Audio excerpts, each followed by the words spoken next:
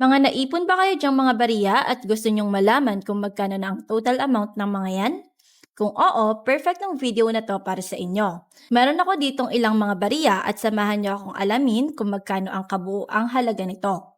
Gagamitin lang natin ang mode number 1 ng board at syempre yung web server feature nito para makita natin agad ang resulta.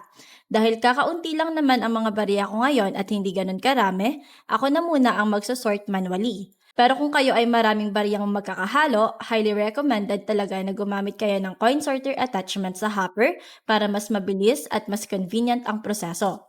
For now, ako muna ang magsosort. So ayan, nasort na natin ang mga coins. So let's start counting.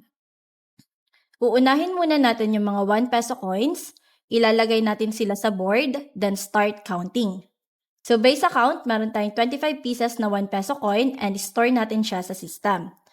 Next naman ay yung 5 peso coins. After counting, meron tayong 13 pieces and store natin siya under the 5 peso denomination. Sunod naman ay yung 10 peso coins and meron tayong 2 piraso. Then last, yung 20 coins na 2 rin ang bilang.